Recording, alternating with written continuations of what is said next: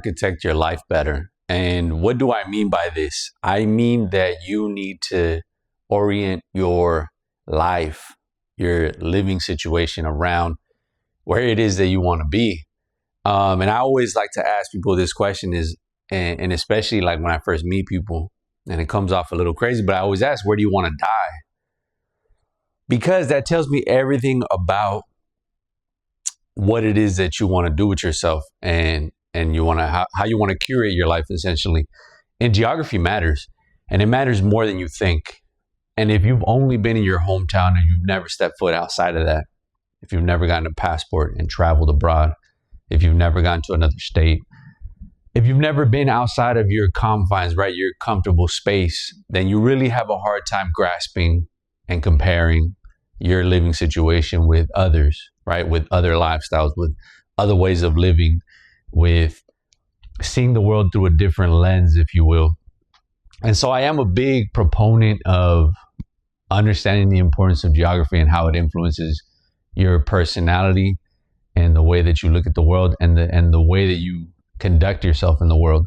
And I'll tell you what, like, especially when it comes to like the nature aspect of being in a particular place, it's super important to be able to have that balance between sort of like civilization and sort of feral environments, right? Places that you can go out and unplug in nature, in the hills, in the mountains, in the forest, you name it, in the jungle, whatever it is. But the point is to have some sort of nature to be able to go to and decompress if you need to. And I didn't realize the importance of this until I had moved to the East Coast.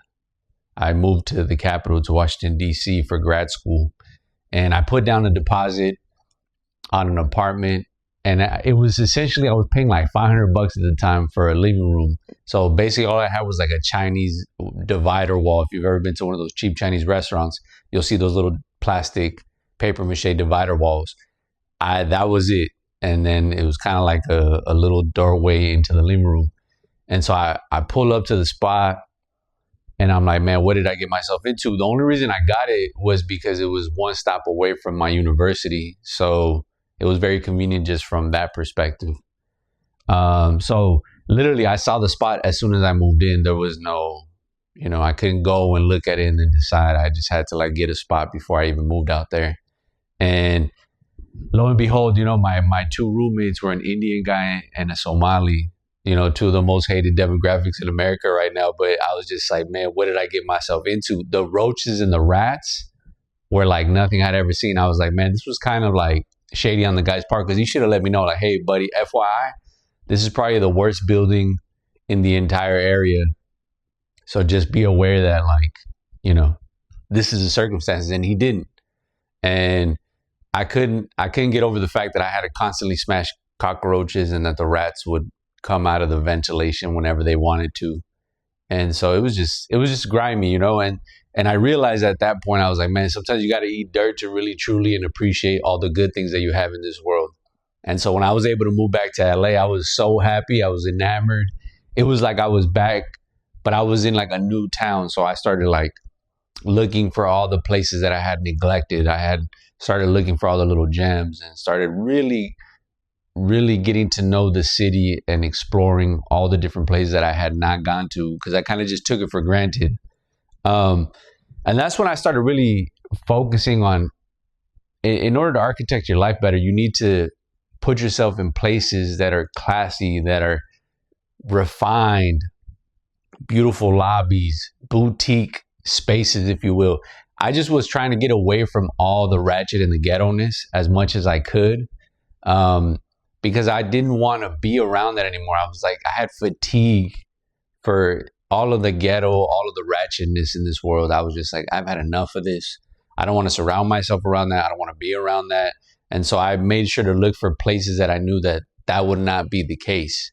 And so that was super important. But it also meant that I had to like also dress and be in shape as well, right? And that's something I recommend to you, is that people are going to obviously judge you the way you look. And so to pretend like that doesn't matter is crazy. You have to dress well, but you also got to be in physical top shape to be taken serious. People will automatically give you ungodly amount of respect just off of the physique. Even if you're wearing clothes that's loose fitting, it doesn't matter. The point is, you can already tell when someone's got those massive shoulders. You know, it's obvious. You don't even have to try. And then obviously another thing you have to keep in mind is like the friendships, right? The people that you surround yourself with do ultimately make a humongous difference in your everyday living experience. But ultimately, you got to make better decisions. If you're not comfortable, if you're not happy with the life that you've architected so far, then you need to decide, you know what, I need to build a foundation that can withstand more than what I'm doing right now. Because if you're building something on quicksand, then you're gonna hit rock bottom. You're not gonna get out of there. So you need to decide, okay, if I need to leave my hometown, then I need to go. Or, you know what, this is the place I want to be. I've been able to go to different places, and I want to, you know, have some roots here. I want to build something here. Then you make something out of that. But I think in many instances, I think you weren't born in the place that you're supposed to be. And so most of us are going to require a move, some kind of migration, if you will, to a different place that's going to be able to give us the opportunities that we need. And most of it isn't just because like, oh, well, suddenly if I move to a different place, everything will change, but your mindset, and you're going to feel more calibrated, right? Because the thing is, unfortunately, if you live in a small town, if you live in a place where everyone knows each other, you're tethered to a certain personality because everybody says, well, wait a minute, you're this guy. You can't be something else. And so unfortunately, that will kind of run its course. So you might have to go to a city, or you might have to go to a different town with a different sort of geography that appeals to you. In my case, I love like sunny weather, but personally, I would be very much happier in a place that's more humid. So that is the long-term goal, is to move somewhere where I have a little bit more humidity, because I have skin issues. So I need to prioritize that. But you got to figure out what works for you, and try out different spots. You might have to check out different places before you decide. And that's the thing with me, is like I'm constantly like teeter-tottering between wanting to stay in one place and wanting to constantly move about, and doing that for as long as I can. Because I do have a hard time with staying in one place, but then I'm also like, that instability, if you will, is that going to be a benefit in the long term? Constantly moving about and not you know, laying down roots in any one particular place.